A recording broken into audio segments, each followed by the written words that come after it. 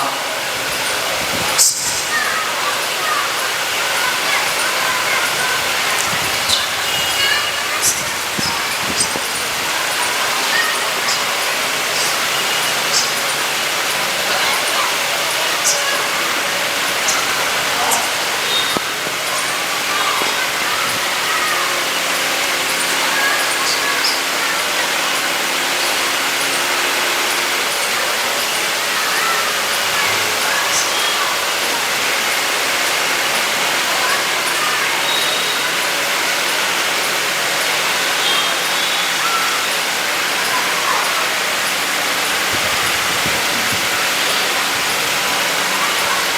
لا حول ولا قوة إلا بالله العلي العظيم۔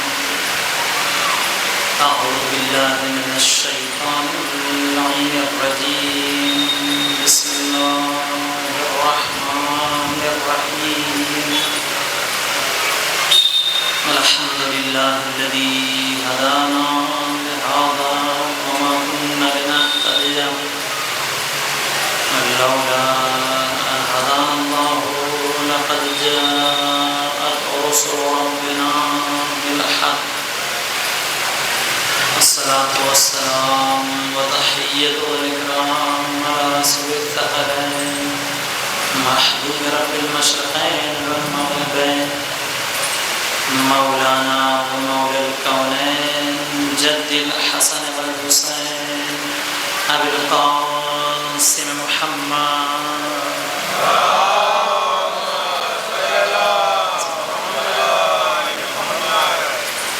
وأهل بيته الطيبين الطاهرين المعصومين المظلومين المنتخبين المنتجبين،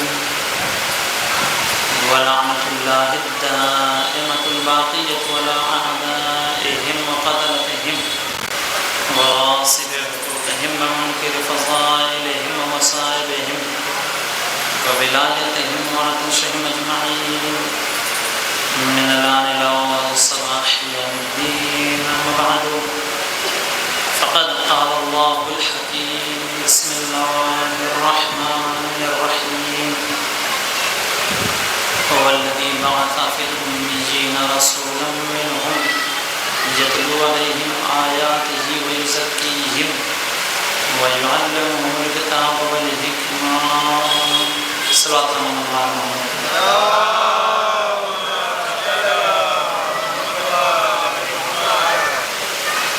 عزیزان گرامی قادر سامعین ذوی احترام، ماہ ربیع الاول کی 12 تاریخ اور یہ فرش اذاں جو منسوب ہے ختمی مرتبت حضرت محمد مصطفیٰ صلی اللہ علیہ وسلم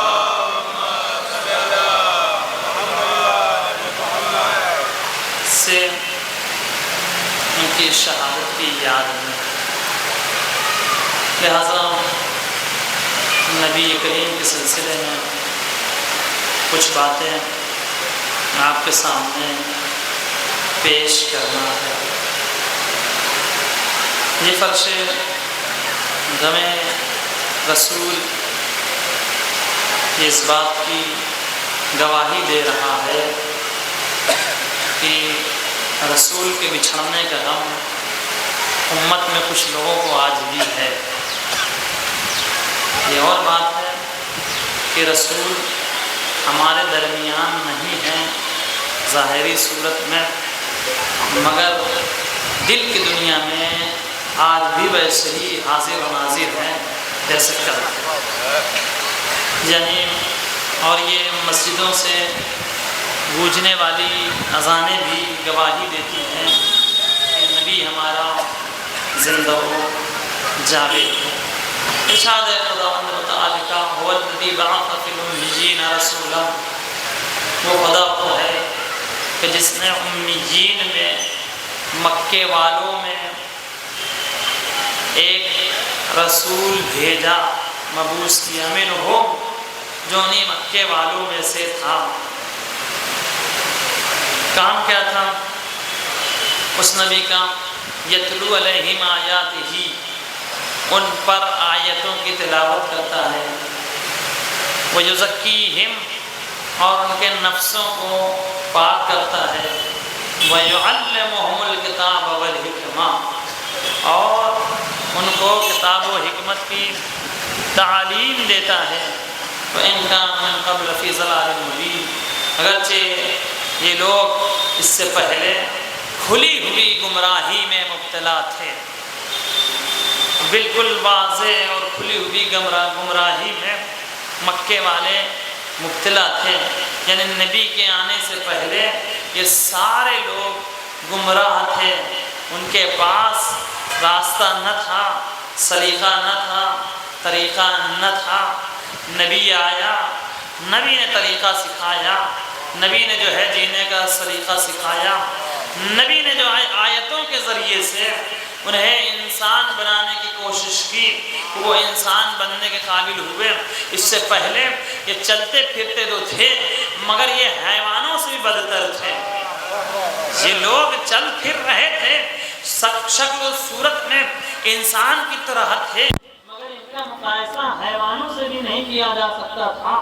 کیوں؟ اس لیے کہ کم سے کم حیوانوں کے اندر اتنی تمیز تھی، جانوروں کے اندر اتنا جو ہے شعور تھا، اتنی فکر ان کی بیدار تھی، اتنی جو ہے صلاحیت تھی کہ جانور اپنے بچے کی اپنے سے خود حفاظت کرتا تھا، اپنے بچے کو خود ایذا نہیں پہنچاتا تھا، اور اگر کوئی ایذا پہنچانے کے لیے آ جائے تو جانور اپنے بچوں کی حفاظت میں اپنے آپ کو آگے رکھتا تھا اور اپنے بچوں کی حفاظت کرنے کی صد کوشش کرتا تھا۔ تو جانوروں کو اتنی صلاحیت تھی کہ جو بچہ اس کا ہے اس کی حفاظت کرتے تھے، لوگوں کو ایذا نہیں پہنچانے دیتے تھے۔ لیکن مکے کے لوگ کیسے لوگ تھے کہ وہ اپنی ہی اولاد کو، اپنی ہی بیٹیوں کو زندہ قبر میں درگور کر دیا کرتے تھے، دفن کر دیا کرتے تھے، اس پہ فخر کیا کرتے تھے۔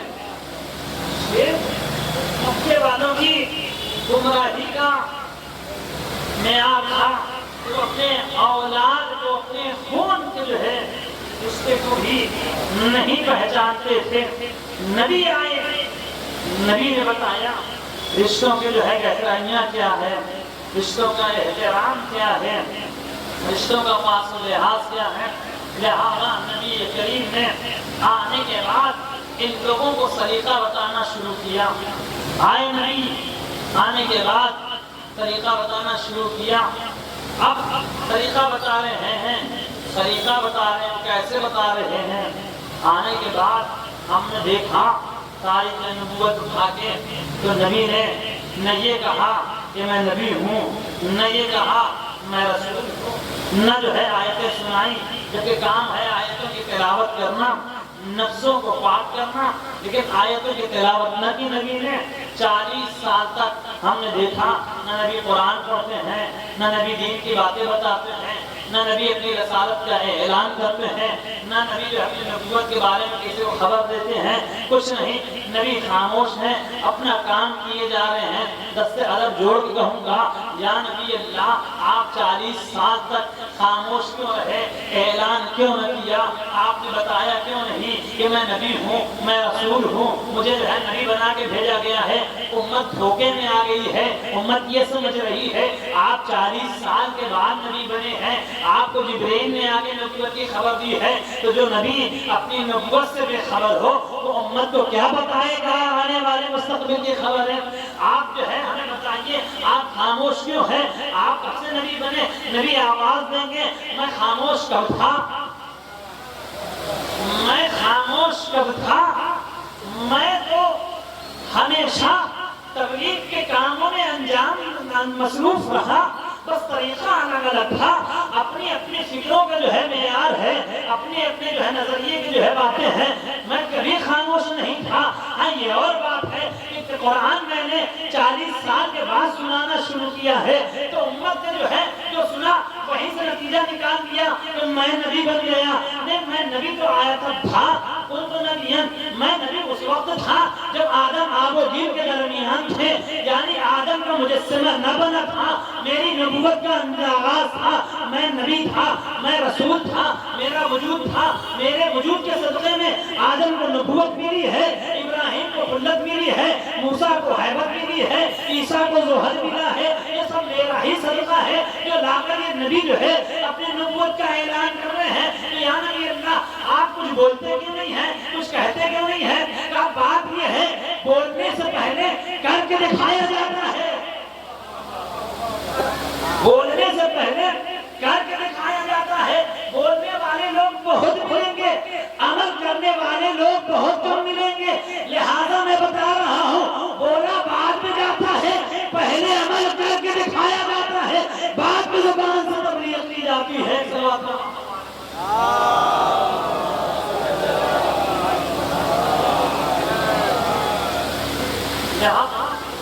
میں 40 سال تک پہلے اپنے کردار کے ذریعے سے تبلیغ کروں، پہلے اپنے عمل کے ذریعے سے انہیں بتاؤں کہ انسانیت کیا ہے، اس چیز کا نام ہے.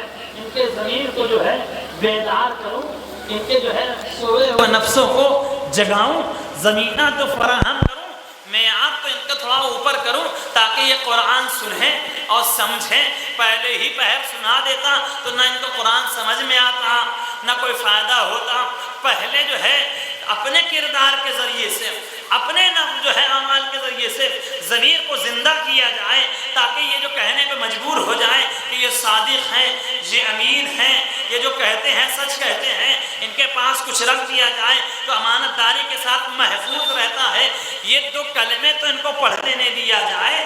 پہلے میری صداقت کا کلمہ پڑھ لیں، پہلے میری امانت کا کلمہ پڑھ لیں، پھر توحید کا کلمہ پڑھواؤں گا، پھر توحید کا کلمہ پڑھواؤں گا.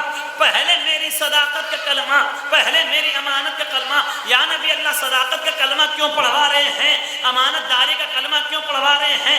کہ اس لیے کہ جب یہ صداقت کا کلمہ پڑھ لیں گے، جب یہ اپنی زبان سے میری صداقت کا اقرار کر لیں گے تو یہ مجبور ہو جائیں گے قرآن کو جھٹلانے پر. کہ پہلے پہر اگر نبی قرآن کی تلاوت کر دیتے، آیتوں کی تلاوت کر دیتے تو یہ کہہ دیتے یہ جھوٹی باتیں ہیں، یہ من گھڑت باتیں ہیں. لہذا نبی نے کہا ان مکے والوں سے پہلے اپنی زبان کا کلمہ پڑھوا لوں کہ اس زبان سے جو بھی نکلتا ہے سچ نکلتا ہے، اس زبان سے جو بھی نکلتا ہے سچ نکلتا ہے. اور جب مکے والوں نے کلمہ پڑھ لیا کہ صادق ہیں، امین ہیں، تو سب کو جمع کیا، سب کو جمع کر لیا. جمع کرنے کے بعد اب پھر اقرار لیا. یہ معیار نبوت ہے کہ جب کسی شے کا اقرار لیا جاتا ہے اور کوئی بات پہنچانی ہوتی ہے تو پہلے لوگوں کو جمع کیا جاتا ہے، ان سے اقرار لیا جاتا ہے. یہ پہلا پہر ہے. لوگوں کو جمع کیا مکے والوں کو اور کہا یہ بتاؤ کہ تم مجھے صادق مانتے ہو، کتنا سچا مانتے ہو، کہ بہت سچا آپ کو صادق مانتے ہیں، کبھی جھوٹ بولتے ہوئے نہیں دیکھا. نبی نے آواز دیا وہ پہاڑی نظر آ رہی ہے. کہاں نظر آ رہی ہے؟ کہ اگر میں کہہ دوں کہ اس پہاڑ کے پیچھے ایک لشکر عظیم ہے جو تمہیں آ کے ابھی تباہ و برباد کر لے گا، کیا تم مان لو گے؟ کہاں ہم مان لیں گے اے عبداللہ کے بیٹے، ہم یقین کر لیں گے. کہا اگر تم جا کے پہاڑ پہ دیکھو اور وہ لشکر نظر نہ آئے تب بھی مان لو گے؟ کہاں ہم مان لیں گے. اقرار لیا جا رہا ہے. نبی نے سب کو جمع کر کے ایک میدان میں اقرار لیا کہ ہاں ہم مان لیں گے، ہم مان لیں گے. لشکر نظر نہیں آ رہا ہے، اس کی دو علتیں ہیں، یا لشکر تھا واپس چلا گیا یا ہماری نظریں خطا کر رہی ہیں.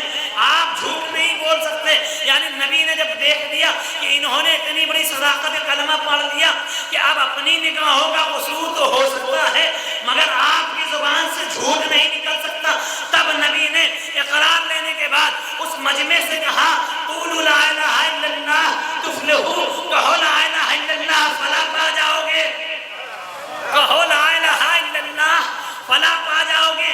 اب ان کے پاس بھاگنے کا کوئی راستہ نہ تھا، اس لیے کہ ابھی کہا ہے ہماری نظریں تو خطا کر سکتی ہے، آپ کی زبان جھوٹ نہیں بول سکتی. یہ پہلا میدان تھا جہاں نبی نے لوگوں کو جمع کر کے اقرار لیا تھا. وہ آخری میدان تھا جہاں نبی نے اصحاب کو جمع کر کے کہا یہ بتاؤ تمہارے نفسوں پہ میں تم سے زیادہ حاکم ہوں یا نہیں ہوں؟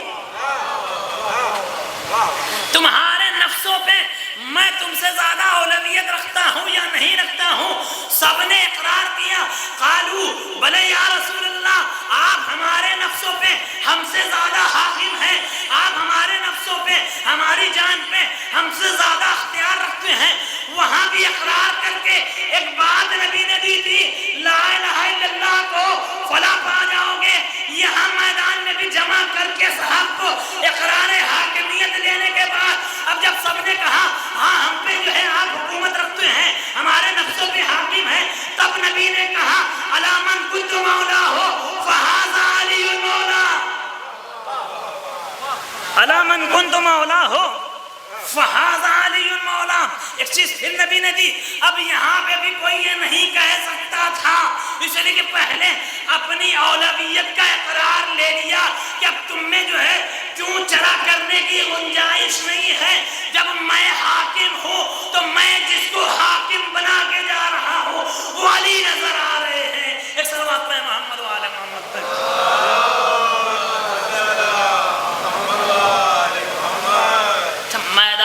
دونوں میدان کا مرحلہ ایک ہی ہے. کیا وہاں سارے جمع ہونے والوں میں سب نے اقرار کیا تھا کہ آپ سچے ہیں؟ کیا سب نے لا الہ الا اللہ مان لیا؟ وہاں تو خاموش رہ گئے لیکن مانا نہیں سب نے. کچھ ہی تھے جو چھٹ کے آئے اور مانا اور پڑھا. تو کیا یہاں پہ بھی آخری میدان میں کیا سب نے جو ہے حاکمیت کا اقرار تو کر لیا تھا؟ کیا سب نے جو ہے مان لیا؟ کہیں سب نے نہیں مانا. وہاں مکے والے تھے، یہاں صحاب تھے، یہاں حاجی تھے، یہاں سارے حج کر کے آنے والے تھے. سب نے نہیں مانا. دونوں میدان کا معیار ایک ہی ہے. وہاں جس نے مانا وہ مسلمان ہوا، یہاں جس نے مانا وہ صاحب ایمان ہوا، اور وہاں جس نے انکار کیا وہ کافر ہوا، اور یہاں جس نے انکار کیا وہ منافق ہوتا ہوا نظر آیا. ایک صلوات میں محمد و آل محمد پہ.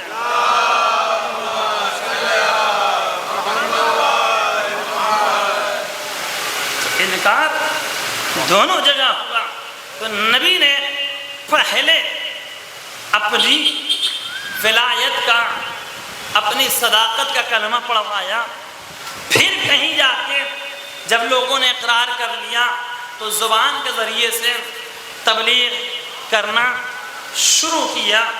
یہ نبی کا جو ہے کام تھا. اب جب اقرار کرنا تبلیغ کرنا شروع کیا تو اب آیتیں بھی پڑھی جا رہی ہیں.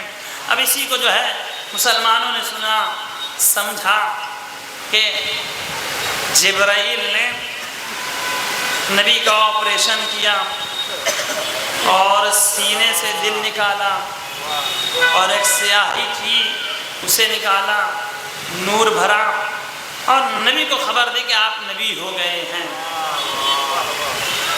یہ عام مسلمانوں کا تاریخ، مسلمانوں کی تاریخ اور ان کا بیان ہے.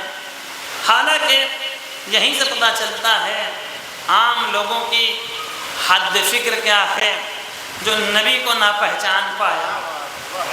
نبی کو جبرائیل کا شاگرد بنا دیا.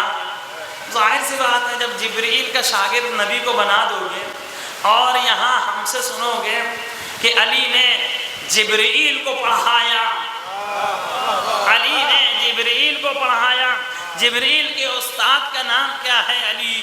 ظاہر سی بات ہے فرق دونوں میں نظر آ ہی جائے گا. نتیجہ یہ ہوتا ہے پھر یہ الزام عائد ہو جاتا ہے کہ یہ جو ہے شیعہ ہیں جو علی کو پڑھا دیتے ہیں. ہم نے علی کو پڑھایا نہیں ہے، تم نے نبی کو گھٹا دیا، تم نے نبی کو گھٹا دیا. وہ نبی جو کامل و اکمل تھا اپنی ظاہری خلقت میں، باطنی خلقت تو ہمارے شعور کے جو ہے باہر کی بات ہے، اس کے جو ہے جو ظاہری جسم ہے نبی کا اس میں کہیں عیب اور نقص نہیں پایا جاتا. اور وہ خدا جو اپنے جو ہے معرفت کے لیے، اپنے پہچانوانے کے لیے نبی کو بنا رہا ہے۔ اول خلق یعنی خدا ایک چھپا ہوا خزانہ تھا۔ خدا کہتا ہے کنت کنزن، حدیث قدسی، کنت کنزن مخفیہ، میں ایک چھپا ہوا خزانہ تھا، میں نے چاہا کہ میں پہچانا جاؤں تو فخلقت الخلق، میں نے ایک خلق کو خلق کیا، ایک مخلوق پیدا کی جسے نور محمد کہا جاتا ہے۔ وہ خالق جو چھپا ہوا خزانہ تھا، تو اللہ کون سا خزانہ تھا؟ کیا اشرفیاں تھی؟ کیا ہیرے جواہرات تھے؟ کیا دولت تھے؟ مال و متاع تھے؟ یہ خزانہ تھا کہ نہیں؟ یہ خزانہ نہیں، یہ تو اللہ کی مخلوق ہے، یہ تو ہمارے لیے خزانہ ہے۔ وہ خزانہ کیا ہے جو چھپا ہوا ہے؟ اللہ چھپا ہوا ہے۔ وہ کون سا خزانہ ہے؟ کہا وہ کون سا خزانہ ہے؟ کہ اللہ عالم ہے، اس کی علمیت کو جاننے والا کوئی نہیں ہے۔ اللہ عالم ہے، اللہ رازق ہے، اس سے رزق لینے والا کوئی نہیں ہے، اس کی رزاقیت کو پہچاننے والا کوئی نہیں ہے۔ اللہ مسجود ہے، جب سے ہے وہ مسجود ہے، لیکن اس کو سجدہ کرنے والا کوئی نہیں، اس کی صفت کو جاننے والا کوئی نہیں۔ اللہ رحمان ہے، اللہ رحیم ہے، اللہ کریم ہے۔ یہ سارے اسماء حسنہ یہ اللہ کے جو ہے خزانے ہی تو ہیں کہ جس کو جاننے والا کوئی نہیں ہے۔ اب اللہ چاہتا ہے کہ ان اسماء کو کوئی جاننے والا ہو جائے، کوئی پہچاننے والا ہو جائے، کوئی ہمارے علم کو جانے، کوئی ہماری سخاوت کو جانے، کوئی ہماری رحمانیت کو جانے، کوئی ہمارے جو ہے سجدہ کرتا ہوا نظر آئے کہ ہماری مسجودیت کا اظہار ہو جائے، کوئی رزق لینے والا ہو جائے تاکہ ہماری رزاقیت کا اعلان ہو جائے۔ تو یہ چھپا ہوا خزانہ اس نے اپنے آپ کو پہچانوانے کے لیے ایک خلق کو پیدا کیا، تو کیسا ہونا چاہیے؟ اس لیے کہ اللہ کو کوئی نہیں جانتا، اب یہ ایسا ہونا چاہیے کہ اس کا علم دیکھے زمانہ، اللہ کا علم پہچانے، اس کا کرم دیکھے، اللہ کا کرم پہچانے، اس کا رحم دیکھے، اللہ کا رحم پہچانے۔ تو اللہ جسے تمام قدرت کا جو حامل ہے، اپنی معرفت کے لیے جسے بنا رہا ہے، اسے اپنے ہی جیسا یعنی اپنی صفات کا مظہر بنائے گا یا جاہل بنا کے دنیا میں اتارے گا؟ وہ خدا جو اپنے آپ کو پہچانوانا چاہتا ہے، اچھا یہ بھی مرحلہ ہے۔ وہ خاتم المرسلین، سید المرسلین، نبیوں کے سردار، رسولوں کے سردار ہے نا۔ سردار کیسا ہوتا ہے؟ سردار وہ ہوتا ہے جو اپنی حکومت میں سب سے بلند ہو، اسی کو تو سردار کہا جاتا ہے۔ رسولوں کا سردار یعنی بزم رسول میں، رسولوں کی بزم میں جو سب سے اعلیٰ و ارفع ہے وہ ہمارے نبی۔ نعت میں پڑھ دینا کہ اعلیٰ و ارفع ہمارے نبی اور ہیں، دل سے مان لینا یہ اور ہے۔ نعت بنا کے پڑھ دینا یہ اور ہے، دل سے یقین کر لینا یہ رسولوں کے سردار۔ تو رسولوں کے سردار اگر مانا ہوتا صحیح سے تو کم سے کم رسولوں کی فہرست اٹھا کے دیکھے ہوتے، تمہیں سمجھ میں آتا۔ عیسیٰ گہوارے میں یہ کہتے ہوئے نظر آتے ہیں انی عبداللہ آتانی الکتاب وجعلنی نبیّا، میں اللہ کا بندہ، مجھے کتاب عطا کی گئی ہے، مجھے نبی بنایا گیا ہے۔ عیسیٰ تو گہوارے میں نبی بن جائے، جو فخر عیسیٰ ہو وہ 40 سال بعد نبوت کا تاج پہنے، جو فخر عیسیٰ ہو وہ 40 سال کے بعد نبی بن جائے۔ یہ کیسے ممکن ہے؟ یہ کیسے جو ہے؟ ایک سلوات پڑھ کے تھوڑا تھوڑا اور آگے آ جائیں۔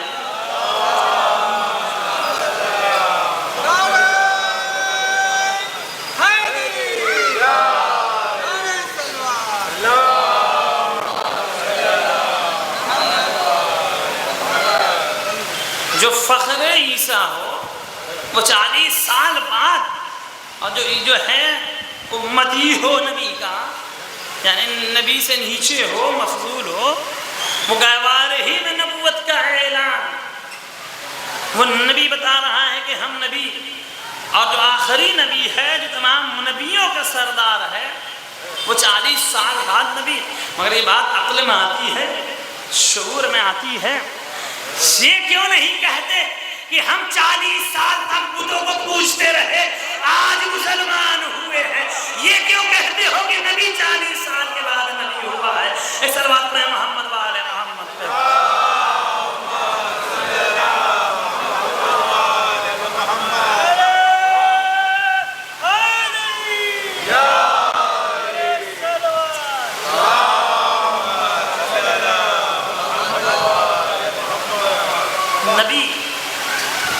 نبی کو پہچانو. نبی کہ ہمارے جیسا نہیں ہے. جو نبوت کو پہچان جائے, جو نبی کو, اپنے زمانے کے نبی کو پہچان جائے, جانور ہو کے بھی وہ جنت میں چلا جاتا ہے. جانور ہو کے بھی, جانور جنت میں تو نہیں جائیں گے اس دنیا کے, مگر کچھ جانور ہیں جو جنت میں جائیں گے. کچھ جانور ہیں جو جنت میں جائیں گے. ان میں سے 3 جانور ہم گنا دیتے ہیں. اصحاب کہف کا کتا نجس العین ہے. کتا نجس العین ہے, اسے گھر میں پالنے کو بھی منع کیا گیا ہے. چوپائے جانوروں کی حفاظت کے لیے تو رکھ سکتا ہے, جس کے بعد بھیڑ مویشی ہیں, لیکن ایسے نہیں رکھا جا سکتا. نجس العین ہے. گھر میں جسے رکھنے میں پابندی, اس نے اگر غار میں اپنے ساتھیوں کا ساتھ دیا, یہ بھی مرحلہ ہے. اصحاب کہف کا کتا غار میں اپنے ساتھیوں کے ساتھ ہے. اس نے کیا کیا؟ کتا تھا, لیکن اپنی فطرت سے لڑ کر جب پتا چلا کہ غار کے باہر خطرہ منڈرا رہا ہے تو خاموشی سے بیٹھا رہا. کتا ہے, جانور ہے, نجس ہے, لیکن وہ بھونکتا نہیں ہے, وہ شور نہیں کرتا, وہ چلاتا نہیں ہے. اسے اتنا پتا ہے کہ غار میں جو میرا ساتھی ہے وہ خطرے میں ہے, لہذا خاموشی اختیار کی جائے. یعنی جانور کو پتا ہے کہ اگر غار میں ساتھی خطرے میں ہو تو رویا نہیں کرتے ہیں, خاموش رہا کرتے ہیں. اگر غار کا ساتھی خطرے میں ہے, کتا خاموش ہے, تو اللہ کہتا ہے اسے جنت میں بلاؤں گا. وہ کیسا ساتھی تھا کہ نبی کی خطرہ تھا مگر رو رہا تھا تاکہ دشمن کو خبر ہو جائے.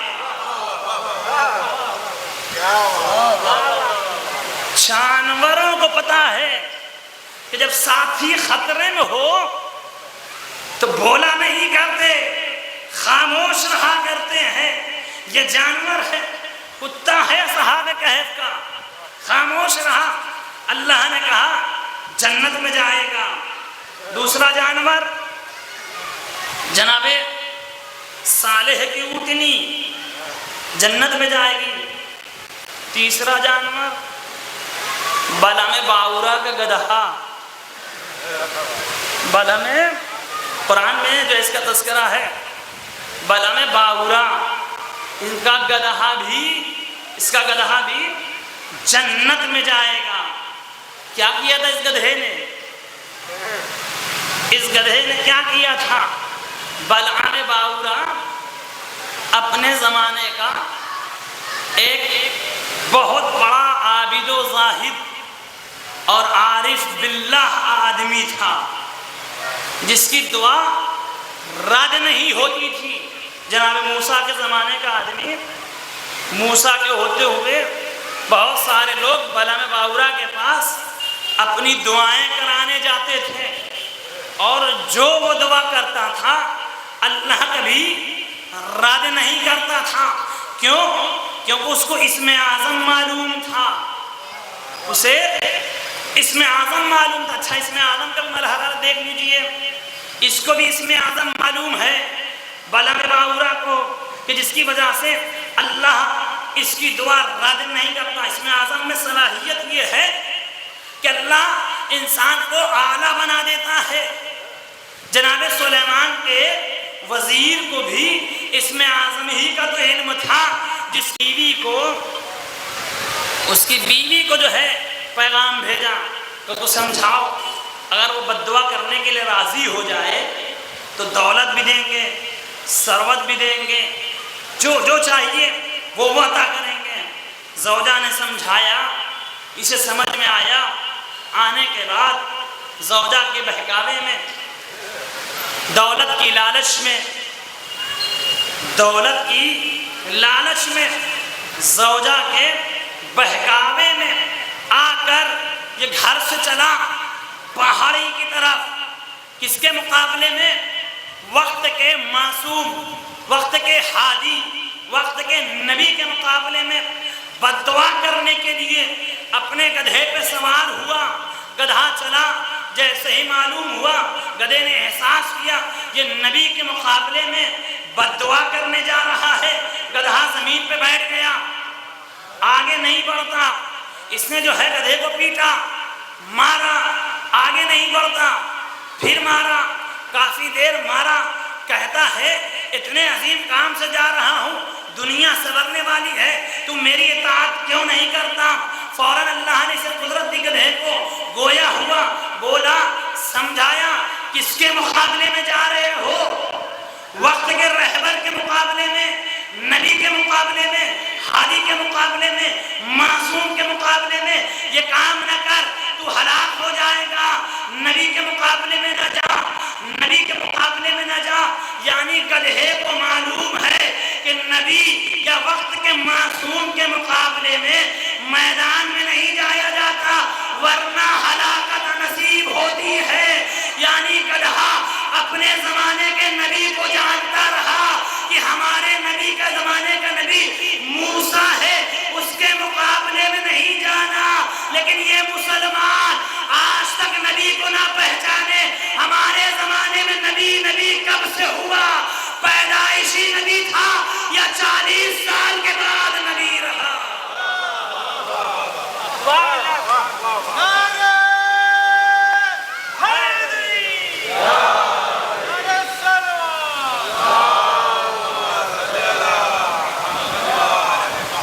اور اس گدھے نے یہ بھی سبق سکھایا، مارا بلن ماورا نے، اور تاریخ کہتی اتنا مارا کہ وہ مر گیا۔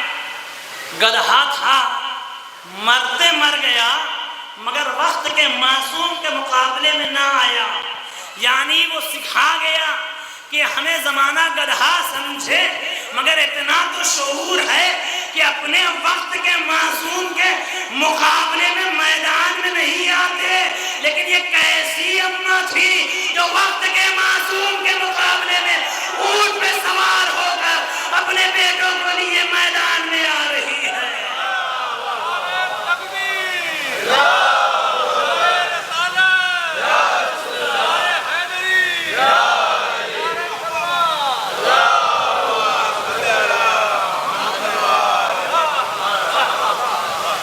گدھا تھا نا، مگر اسے اتنا تو شعور تھا کہ وقت کے معصوم کے مقابلے میں میدان میں نہیں آیا جاتا، مقابلے میں نہیں آیا جاتا۔ اس میں اعظم معلوم تھا، لیکن یہ سارا، یہ خود گدھا تو مر کے خود گیا پہاڑ پہ، دست بد دعا بلند کیا، لیکن زبان پہ موسیٰ کا نام نہیں آیا، فرعون کا نام آیا۔ دعا کرنے کے لیے، بد دعا کرنے، موسیٰ ان کے قوم کے لیے نام لے رہا ہے فرعون اور ان کے قوم کا۔ عذاب وہاں نازل ہونے لگا، فرعون نے سپاہی بھیجا، تم سے ہم نے کہا کہ موسیٰ کے لیے بد دعا کرنا، تم میرے لیے، میری قوم والوں کے لیے؟ تو اس نے کہا میں نے تو جو ہے ارادہ موسیٰ ہی کا کیا تھا، لیکن زبان نہ معلوم کیوں تیرے جو ہے نام کو لے رہی ہے۔ پتا یہ چلا اس میں اعظم دھرا کا دھرا رہ جائے گا۔ اللہ جب چاہے گا تو جس کی زبان پہ جس کے نام سے لعنت نکلنی ہوگی اسی کے نام سے لعنت نکلے گی۔ اب چاہے تم کسی اور کو کہلواتے رہو، نام تو اسی کا آئے گا جو لعنت کا مستحق ہوتا ہوا نظر آئے گا۔ ایک صلوات پڑھیں محمد و آل محمد۔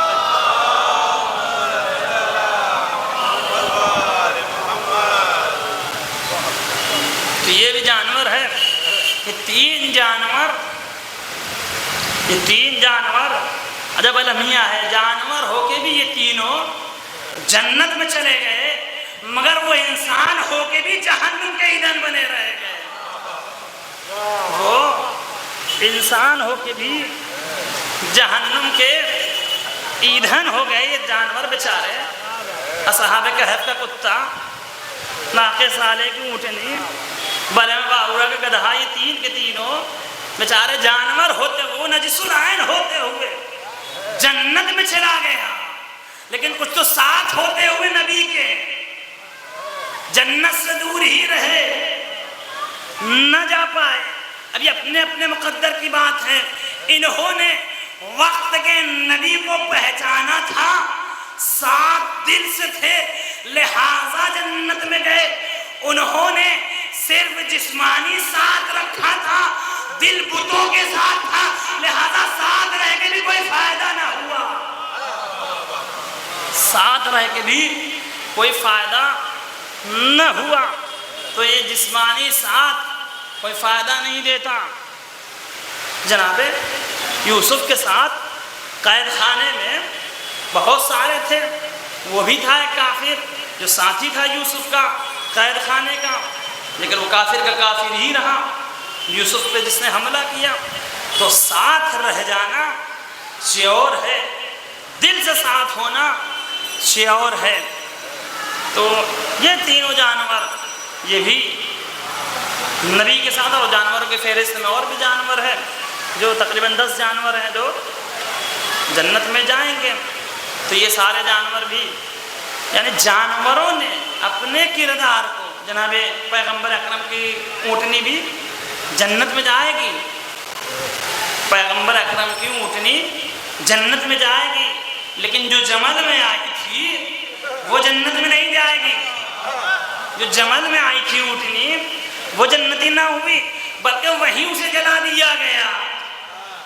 مولا کائنات نے اس ناقے کو جو جمل میں آیا تھا، جس کی لوگ پوجا کرنے لگے تھے، وہیں پہ جلا کے بتایا کہ جو انجام اونٹنی کا ہے، میدان میں دیکھو، جو انجام اونٹنی کا ہے وہی انجام اونٹنی کے ساتھیوں کا بھی ہونا ہے.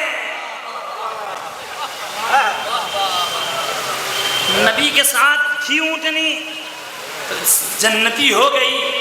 جمل میں علی کے مقابلے میں آئی اونٹنی تو جہنمی ہو گئی، جلا کے راکھ کر دیا گیا، پاؤں کاٹ دیا گیا. تو یہ پوری اپنی تاریخ ہے. تو نبی کے ساتھ ہونا، نبی کا ساتھ ہو تو انسان کیا بے جان چیز بھی معراج تک پہنچ جاتی ہے. ساتھ نبی کا ہونا چاہیے، نبی کا صحیح معنوں میں ساتھ ہونا چاہیے. تو انسان کیا، یہ نبی کے پاؤں کی نالین جو کسی جانور ہی کی خال کی بنی تھی، لیکن نبی کے ساتھ رہی، قدموں میں رہی، نبی کے ساتھ ساتھ قاب و قوسین کی منزلوں پہ پہنچ گئی. قاب و قوسین کی منزلوں پہ پہنچ گئی معراج میں. نبی نے بتایا کہ اگر انسان کیا کوئی بھی شے میرے قدموں سے لپٹ جائے، میرے اوپر ایمان لا کر میرے قدموں سے لپٹ جائے، تو اس دنیا میں کیا وہ میرے ساتھ ساتھ معراج پہ قاب و قوسین کی منزلوں میں پہنچ جائے گا. اور اگر کوئی میرے ساتھ نہ رہے، جسم کے ساتھ رہے، تو دیکھ لینا آخری وقت میں میرا جسم چھوڑ کے بھاگتا ہوا نظر آئے گا. تو جسمانی ساتھ تھا، جس کا جسمانی ساتھ تھا، دیکھ لینا آخری وقت میں میرا جسم چھوڑ کے بھاگ جائے گا. نتیجہ یہی تھا نا. بہت سارے ساتھ تھے، کم سے کم آخری حج میں 1.25 لاکھ تو حاجی تھے، نہ مانو تو 1.25 لاکھ صحابی تھے. تو نبی کے جنازے میں کتنے لوگوں کو ہونا چاہیے تھا؟ کم سے کم 1.25 لاکھ. کتنے رہے؟ 14. زیادہ زیادہ 14. کہاں گئے سارے لوگ؟ اچھا عجب المیہ ہے، ہر چیز میراث میں ملتی ہے. جیسا وارث ہو ویسی میراث ملتی ہے. جیسا وارث میراث چھوڑ جائے جیسا بھی اپنا بزرگ گھر کا اپنی جیسی میراث چھوڑ جائے وارث کو وہ ملنا ہے. گھر چھوڑ گیا تو وارث کو گھر ملنا ہے. مکان جو ہے زمین چھوڑ گیا تو اسے وہ ملنا ہے. تو ہر چیز میراث میں آتی ہے. دین چھوڑ گیا دین ملنا ہے. کتابیں چھوڑ گیا کتابیں ملنا ہے. جو چھوڑنے والا چھوڑ جائے میراث میں وہی ملنا ہے. تو ہم نے آج کی تاریخ میں ایک عجب چیز دیکھی. یہ بھی اپنے اپنے مقدر کی بات ہے. کچھ لوگ نبی کے انتقال پر، نبی کے شہادت پر، نبی کے گزر جانے پر خلافت کا جشن منا رہے تھے. انہیں نبی کے گزرنے کی خبر نہ ہوئی، وہ اپنا خلیفہ چن رہے تھے، وہ جشن منا رہے تھے. اور کچھ وہ تھے کہ جو نبی کے ساتھ نبی پہ گریہ کر رہے تھے، نبی کے جنازے کے قریب تھے، غسل دے رہے تھے، کفن دے رہے تھے، تجہیز تکفین کا انتظام کر رہے تھے، جنازہ اٹھا رہے تھے. تو اب جیسا وارث ہوگا ویسی میراث ملے گی. جو جشن منا رہے تھے وہ نبی کے مرنے پہ جشن مناتے ہیں. جو نبی کا جنازہ اٹھا رہے تھے وہ آج بھی نبی کے گزرنے پر جنازہ اٹھاتے ہوئے نظر آتے ہیں.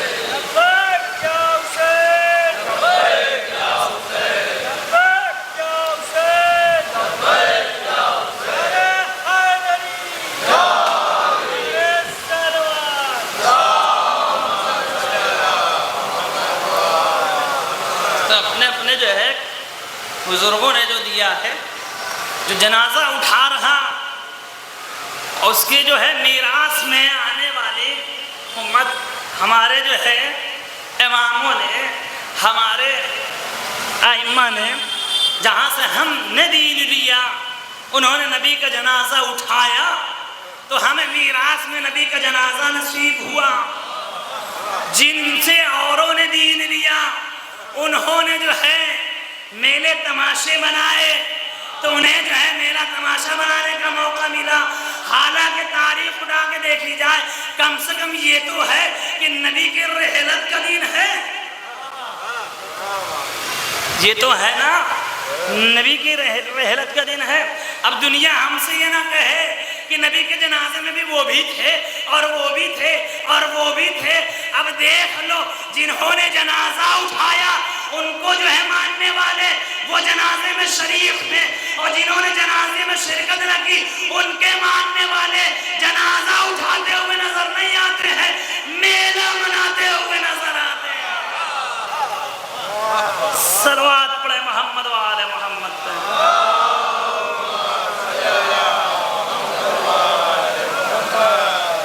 اچھا ایک چیز میلہ مناتے ہوئے نظر آتے ہیں، ولادت کا روز کہ شہادت کا روز.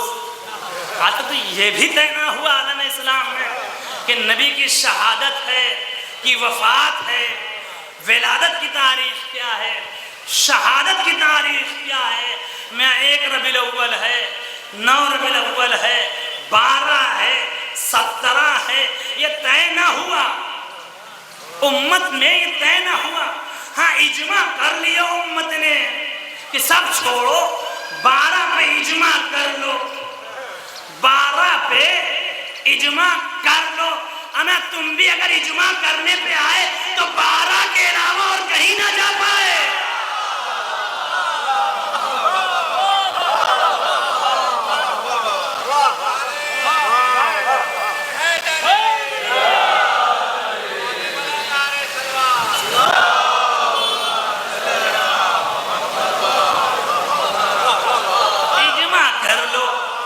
اجماعی قوم ہے نا، خلافت بھی اجماع سے، نبی کی تاریخ ولادت بھی اجماع سے، تاریخ ولادت بھی اجماع سے، تاریخ وفات بھی اجماع سے. یعنی طے نہ ہو پایا، اجماع کرنا پڑا. محلے والوں سے پوچھو گے، باہر والوں سے پوچھو گے تو وہ کیا خاک بتائے گا کب تاریخ ولادت ہے، کب تاریخ شہادت ہے. ہمیں پوچھنا ہو تو گھر والوں سے پوچھو. جب تک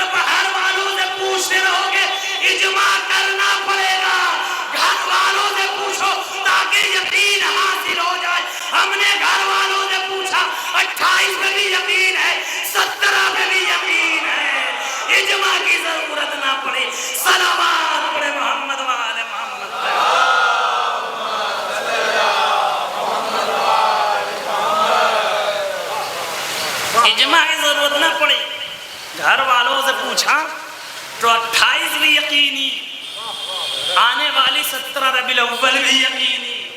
اب ہمارے یہاں شہادت اور جو ہے وفات، یہ بھی ایک المیہ لکھا سب نے کہ نبی کو زہر دیا گیا، اس روایت کو لکھا سب نے۔ اب اختلاف اس میں ہے کہ زہر گھر میں دیا گیا یا زہر یہودیہ نے دیا، حالانکہ بررسی کی جائے تو زہر گھر میں دیا گیا نبی کو، لیکن سب نے لکھا نبی کو زہر دیا گیا۔ جب نبی کو زہر تم نے بھی لکھا کہ نبی کو زہر دیا گیا تو شہادت لکھنے میں موت کیوں آتی ہے؟ شہادت لکھنے میں موت کیوں آتی ہے؟ تو مسئلہ یہ ہے کہ جب لفظ شہادت لکھا جائے گا تو شہادت کی جانچ پڑتال ہوگی، جب جانچ پڑتال ہوگی قاتل کون ہے، جب شہادت کا لفظ آئے گا تو پہلا مرحلہ قاتل کون ہے، قاتل تلاش ہو جائے گا، تو جتنے ملزم ہیں سب کو کھڑا کیا جائے گا۔ جب عدالت لگے گی یہ بھی ملزم، یہ بھی ملزم، یہ بھی ملزم، تب جب تحقیق ہوگی تو کہیں ایسا نہ ہو کہ صحیح ملزم گرفتار ہو جائے اور ہماری حقیقت آشکار ہو جائے۔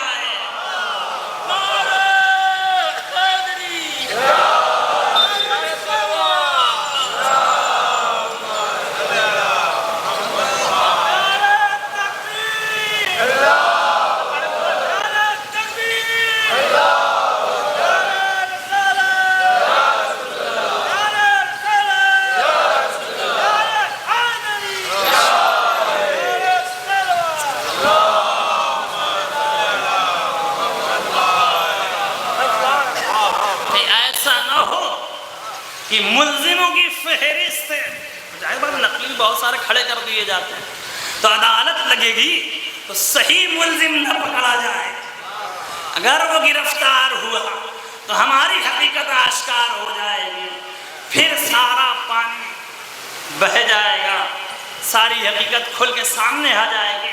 تو لہذا لکھا گیا کہ زہر دیا گیا، لیکن جب بات آئی تو بنانے کی تو وفات لکھا گیا، شہادت عطا کے وفات لکھا گیا کہ نبی وفات کر گئے۔ نبی وفات نہیں کر گئے، نبی کو زہر دیا گیا، اور نبی کو قتل کرنے کی سازشیں یہ آج کی تھوڑی تھی، وہ تو بچپن ہی سے اب یہودی نہیں ہے، اب مشرک نہیں ہے، اب مسلمان ہیں، صحابی رسول ہیں، جو نبی کے قتل کا پلان بنا رہے ہیں، اور یہ کچھ لوگ پہاڑی پہ جمع ہو گئے، راستہ گزرنا ہے نبی کو، تمہارا چہرہ نبی نے دیکھا ہے، تمہارا چہرہ نبی نے دیکھا ہے، لہذا شناخت ہو گئی۔ نبی جاتے جاتے کسی کا نام نہیں بتاتے، ستار العیوب جو ہے نا، عیوب کو چھپانے والے ہیں، حذیفہ یمانی کو بلایا سب کے سامنے، کانوں میں کہا جو منافقین تھے، اب یہ امت مسلمہ کی روایت ہے، جو منافقین تھے سب کے اسماء گنا دیے۔ اب سب کو یہ معلوم ہو گیا کہ منافقین کو حذیفہ جانتے ہیں، نبی چلے گئے۔ اب جو دور خلافت آیا، خلیفہ صاحب ہیں، دیکھتے ہیں حذیفہ جس کی نماز میں جاتے ہیں وہ بھی چلے جاتے ہیں، اس لیے کہ حذیفہ نے اس دن سے عہد کر لیا کہ منافقین کی، نبی نے منع کیا تھا منافقین کی نماز جنازہ میں نہ جانا، نبی نے حذیفہ کو منع کیا تھا منافقین کی نماز جنازہ میں نہ جانا، ان پہ نماز نہ پڑھنا، وہ اس قابل نہیں ہے کہ ان پہ نماز پڑھی جائے، یعنی نبی نے ایک اصول دے دیا تھا کہ اگر منافق ہو تو اس پہ نماز نہیں پڑھی جائے گی۔ حذیفہ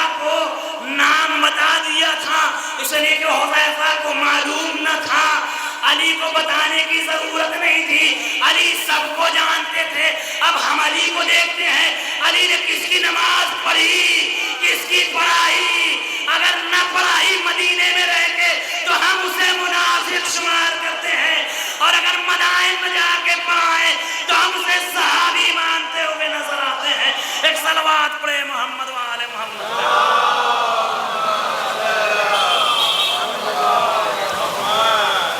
تو حذیفہ نماز میں جہاں خلیفہ صاحب بھی دیکھتے تھے تو حذیفہ نماز میں ہے تو جاتے تھے، لیکن دل میں ہوتا ہے کہ نام بتا دیا جائے کہ فلاں فلاں فلاں لوگ، اگر سے چوری کوئی چوری گروہ چوری کرنے جائے اور کوئی دیکھ لے اور کسی کو بتا دے کہ یہ لوگ چوری کرنے گئے تھے، اب اتنا بڑا مجمع ہے تو اس مجمع میں سے ہر ایک کو خلبلی نہیں ہوگی کہ ہمارا نام بتایا کہ نہیں بتایا، ہر ایک کو خلبلی کس سے ہوگی؟ ان مجمع میں ان چوروں کو ہوگی جو شرافت کا لباس پہنے بیٹھے ہیں۔ کہیں ایسا نہ ہو کہ ہمارا نام بتا دیا ہو اور کھل گیا جائے تو ہماری شرافت کا نقاب الٹ جائے گا، ہم بھی چوروں کی فہرست میں زمانے والوں کے سامنے آ جائیں گے۔ کھلبلی سارے مجمع کو نہیں ہوگی، اس لیے کہ سب مطمئن ہوں گے۔ کھلبلی اطمینان انہیں کو نہ ہوگا جو چور ہوں گے۔ نبی نے حذیفہ کو منافقین کا نام بتا دیا، خلبلی سب کو نہ تھی مگر ایک ان کے آیا، اے حذیفہ بتاؤ میرا نام تو نہیں لیا تھا، بتاؤ میرا نام تو نہیں لیا تھا۔ حذیفہ نے تو کچھ نہ کہا، انہوں نے پوچھ کے سب کو بتا دیا تھا۔ یہ بھی انہی منافقین میں سے ہے جو نبی کو قتل کرنا چاہتے ہیں۔ ایک صلوات پڑھے محمد وآل محمد پہ۔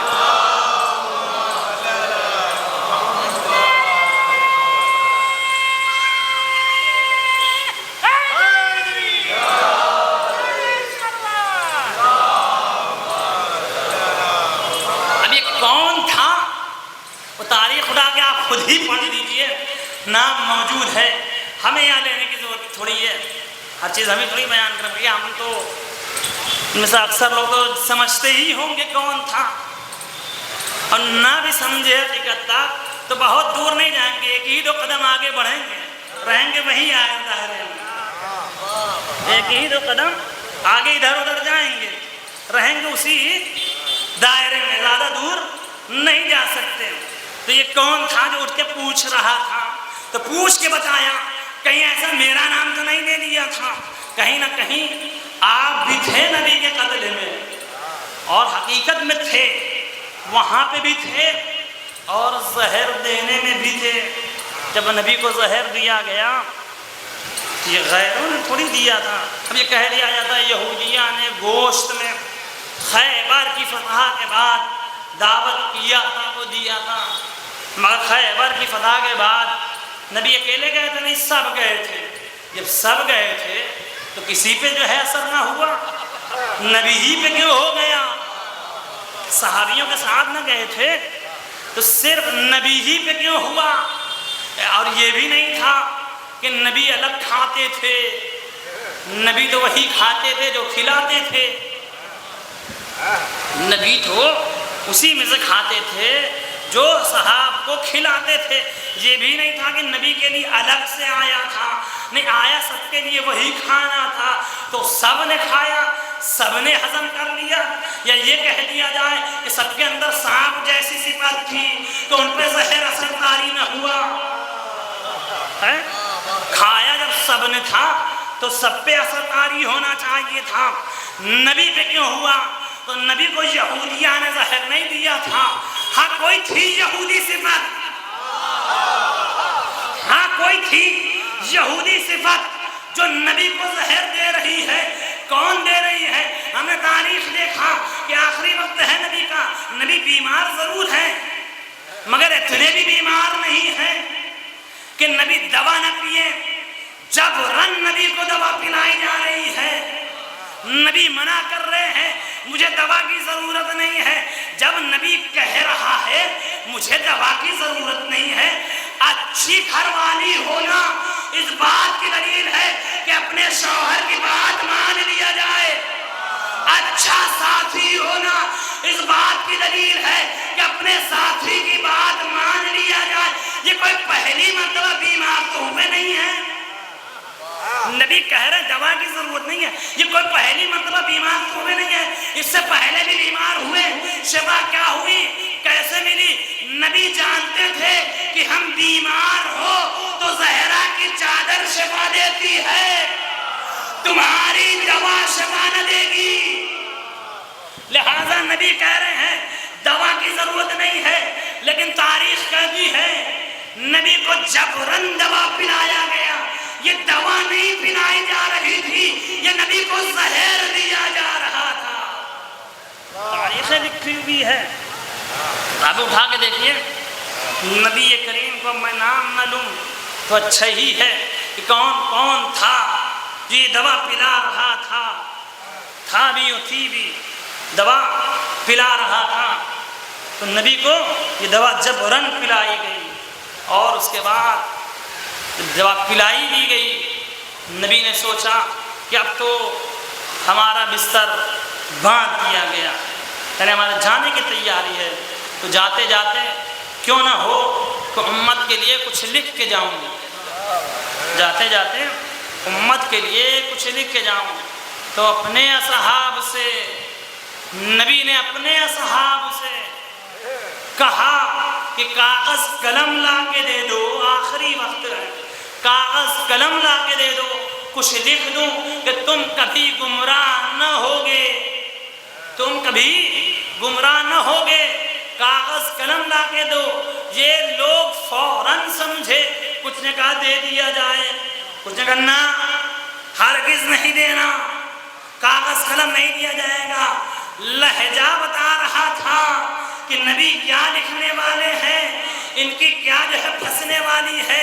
نبی نے کہا گمراہ نہ ہوگے، لکھ دوں تو شاید نبی کہیں نہ کہیں حدیث ثقلین ہی صحیح لکھ دیتے کہ دیکھو جاتے جاتے لکھ کے دے رہا ہوں، قرآن ہوں گے اور میرے اہل بیت ہوں گے۔ اس لیے بار بار یہی کہہ رہے تھے یہ دونوں چیزیں چھوڑے جا رہا ہوں، یہ دونوں چیزیں چھوڑے جا رہا ہوں، ان سے متمسک رہنا، کبھی گمراہ نہ ہونا۔ اگر قرآن اور اہل بیت کو تھاما تو کبھی گمراہ نہ ہوگے۔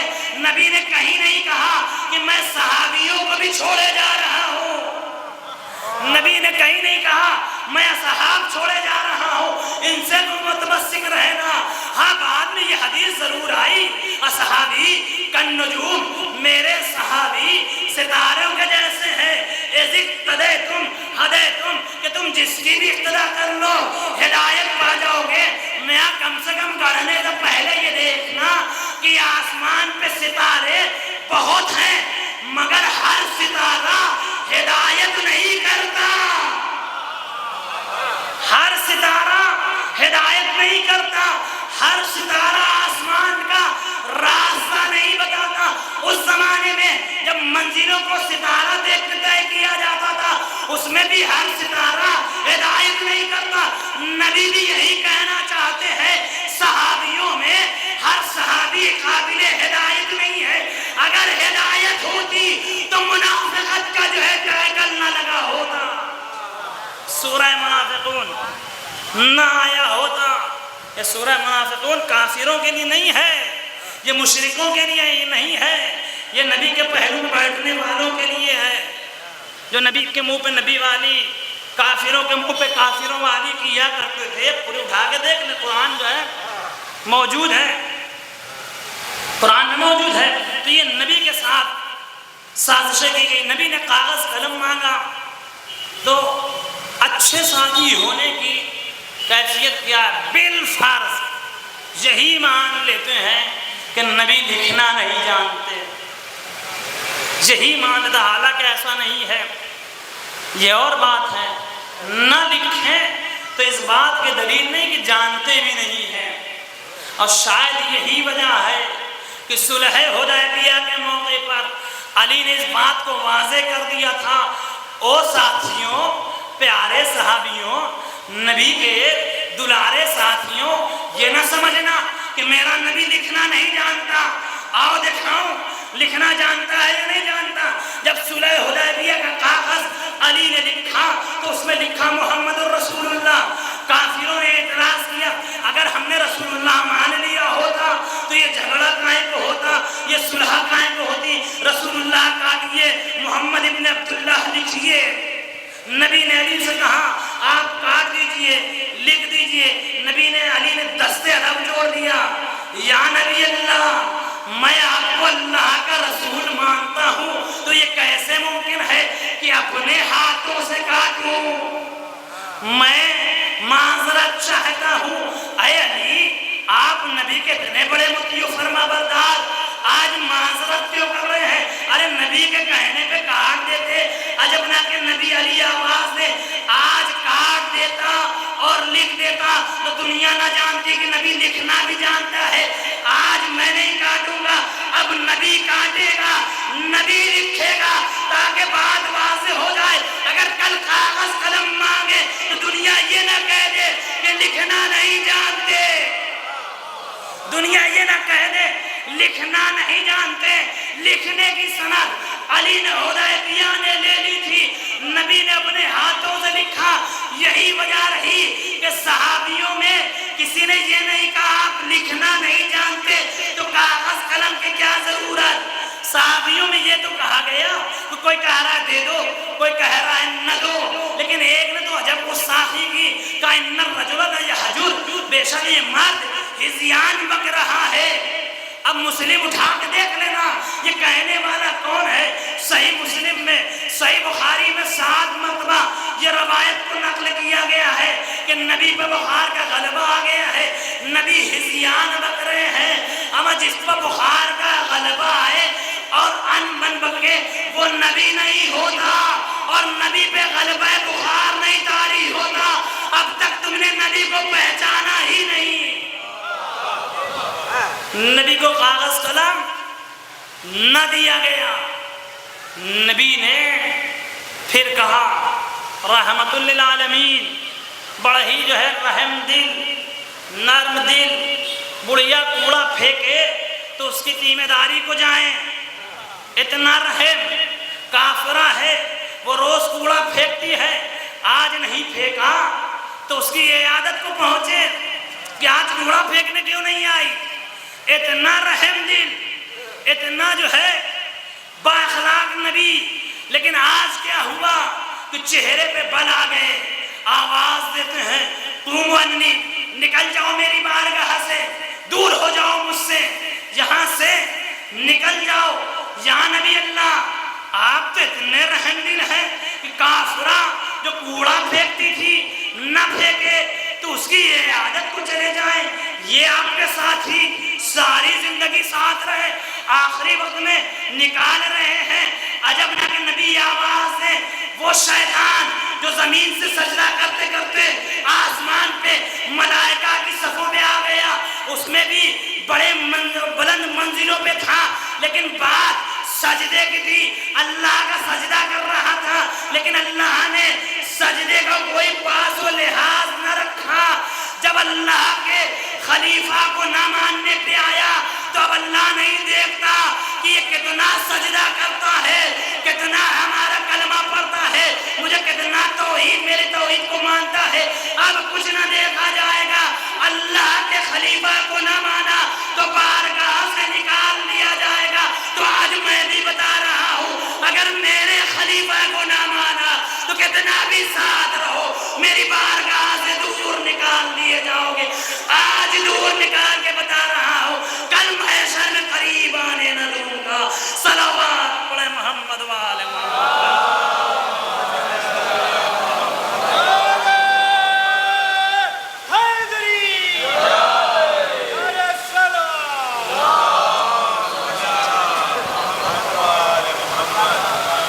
بخاری کی روایت ہے بھائی، ہمارے گھر کی بھی نہیں ہے کہ رافضیوں نے گڑھ لیا ہے، شیعوں نے گڑھ لیا ہے۔ مسلم میں تو نام کے ساتھ روایت صحیح مسلم میں موجود ہے کہ نبی نے کاغذ قلم مانگا تو صحابیوں نے کاغذ قلم نہ دیا۔ جھگڑا کرنے لگے، نبی نے سب کو نکال دیا، سارے چلے گئے، جارے بڑے متی تھے نا، سارے چلے گئے، اور ایسا دور بھاگے، بھاگنے کے تو ماہر تھے، بھاگنے میں تو ماہر تھے، احد میں نبی کو کافروں کے جھرمٹ میں چھوڑ کر بھاگے، پہاڑی میں بھاگے، ہمیں کچھ تو ایسا بھاگے تھے کہ 3 دن بعد آئے، تاریخ ہے 3 دن بعد لوٹ کے آئے، اور اپنے بھاگنے کا قصیدہ پڑھ رہے تھے، اتنا دور بھاگ گئے تھے، تو یہ بھاگنے میں ماہر، تو جب یہ نبی کے پاس سے بھاگے تو ٹھہرے سیدھے سقیفہ میں، ٹھہرے سیدھے سقیفہ میں، اور ایسا ٹھہرے کہ نبی کی شہادت ہو گئی، خبر نہ ہوئی، کہ یوں کہہ دیا ہے خبر ہوئی بھی تو کوئی بڑا نبی کا چہتا نکلا، تلوار لے کر گلیوں میں گھومنے لگا، خبردار کوئی یہ نہ کہے کہ نبی وفات کر گئے، نبی نہیں، بڑی چاہت بھیا، کتنے دنوں کی، جب تک سامری کا بچھڑا نہ آ گیا، میں یہی کہوں گا نا، وقت کا سامری اور اس کا بچھڑا، سقیفہ میں یہی تو تھا، موسیٰ طور پہ گئے تو بچھڑائی اور سامری تو آیا تھا سامنے، تو آج بھی جو نبی جو ہے جا رہے ہیں، نبی کے جو ہے جانشین کے سامنے جو آئے گا وقت کا سامری اور بچھڑا، کب تک یہ محبت رہی، تلوار لے کے گھومتے رہے، خبردار کوئی یہ نہ کہے کہ نبی فوت کر گئے، نہیں، کتنی محبت ہے، یہ محبت احد میں کہاں تھی بھیا، جب کہہ رہا تھا قد قتل محمد تو تم بھاگے چلے جا رہے تھے،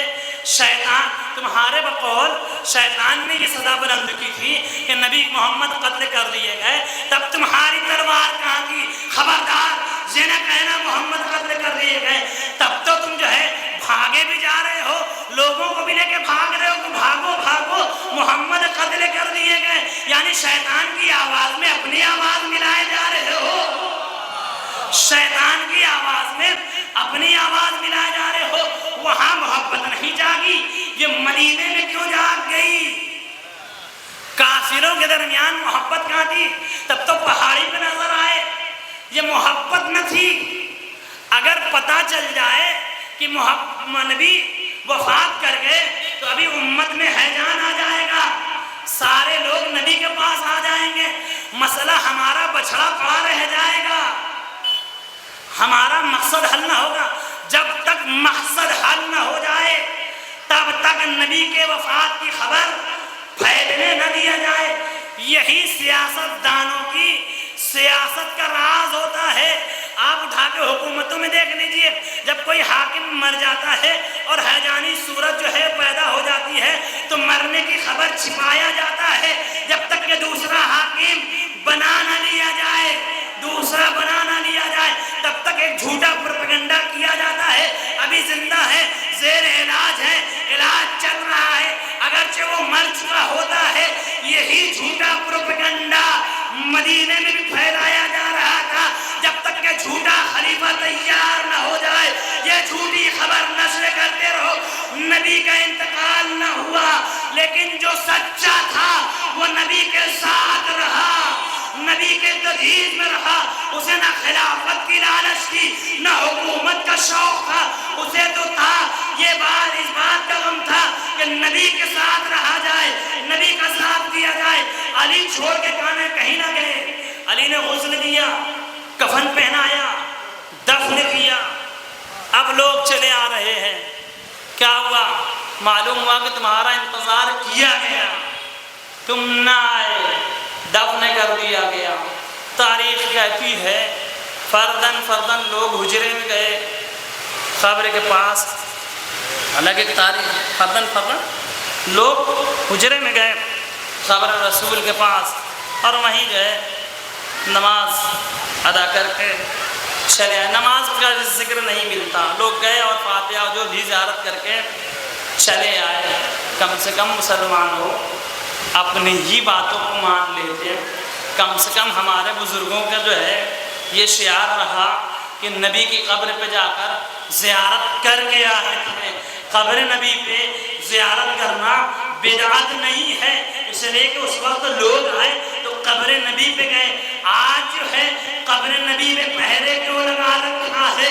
یعنی یہ پتا چلا کہ جو لوگ نبی کی نہیں مانتے ان کی امت ان کی بھی نہیں مانتی ہے، اپنا دین ایجاد کرتی ہوئی نظر آتی ہے۔ تو عزیزوں، بس بات تمام کر دی میں نے۔ نبی کی المناک شہادت کہ جن کے جنازے میں صحابیوں کی بڑی تعداد موجود نہیں تھی، اور نبی ہی کے جنازے میں کیا، نبی کے بعد نبی کی بیٹی کے جنازے میں نہ رہی، نبی کی بیٹی کے بعد علی کے جنازے میں نہ رہی۔ یہ تین جنازے اہل بیت کے بڑی غربت کے عالم میں اٹھے۔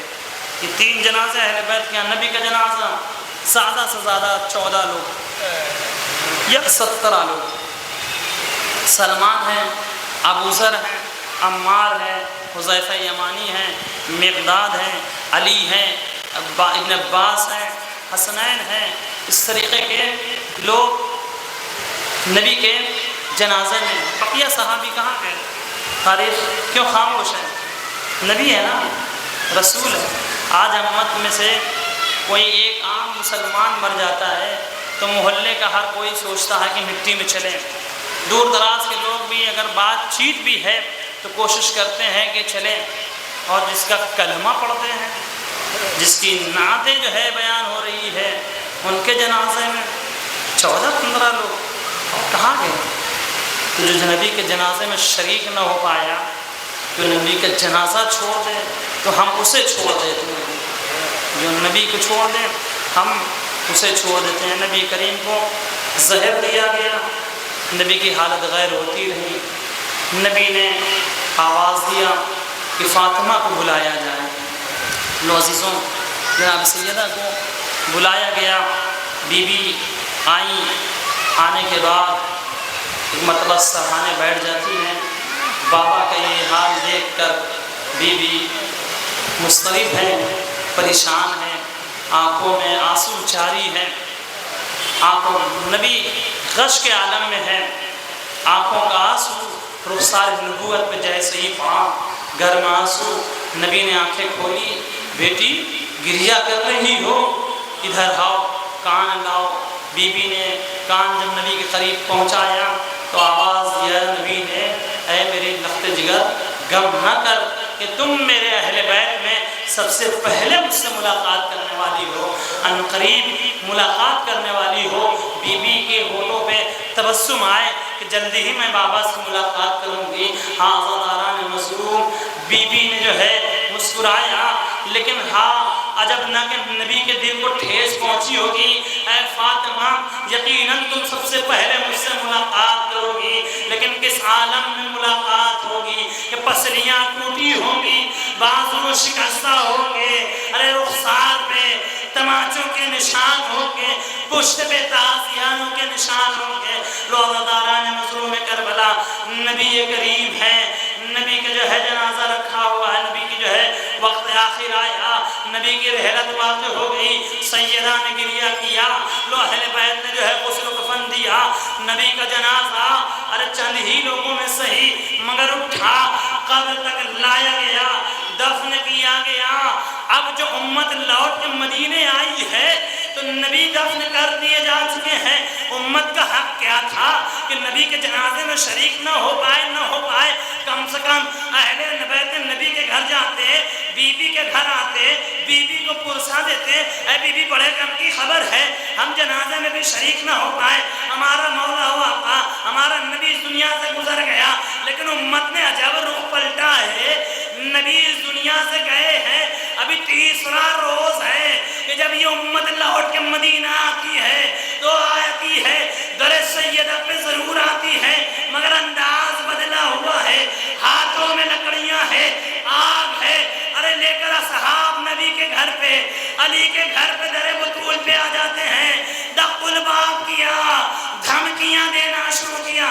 الفاروق علامہ شبلی نعمانی لکھتے ہیں کہ آنے والے نے دھمکی دی، اے فاطمہ ارے گھر کے دروازے کھول دو ورنہ گھر کو آگ لگا دوں گی۔ بی کہ کیا اس گھر کو آگ لگا دو گے جس میں حسنین رہتے ہیں، جس میں فاطمہ رہتی ہے، جس میں نبی آ کے سلامی دیا کرتے تھے؟ ارے آنے والے ملعون نے کہا ہم اس گھر کو آگ لگا دیں گے، ارے کوئی بھی ہوا کرے مجھے اس سے مطلب نہیں ہے۔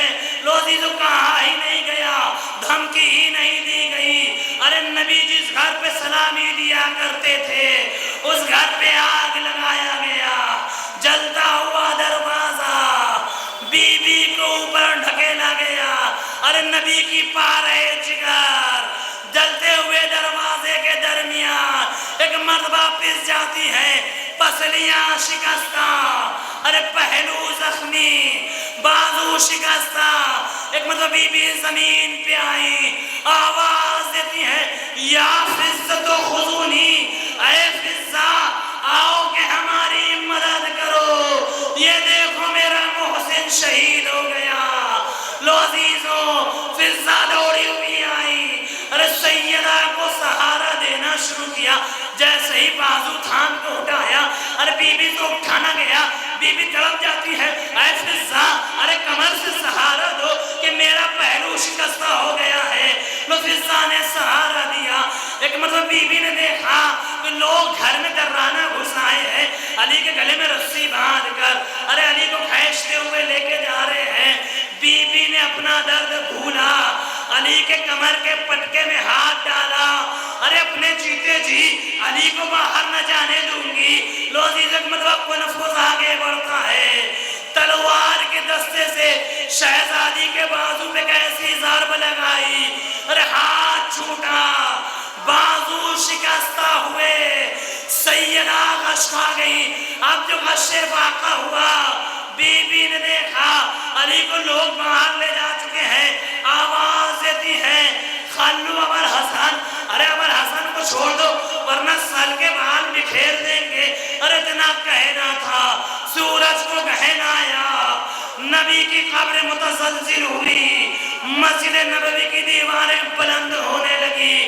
میں کہوں گا اے بی بی ارے یہ مدینہ ہے جب آپ نے بال کھولے نہیں، قیامت کا سما آ گیا کہ سر جو ہے سورج کہے، کہنا قبر نبی متزلزل، دیواریں بلند ہونے لگی۔ مگر وہ 61 ہجری کا کوفے اور شام کا بازار ہے، جب ثانی زہرا بے مقنع چادر ارے دیار بدیار پھرائی جا رہی ہے، تماشائیوں کا ہجوم ہے، منادی کی ندا ہے، ہاذہی زینب، ہاذہی ام کلثوم، ہاذہی رقیہ۔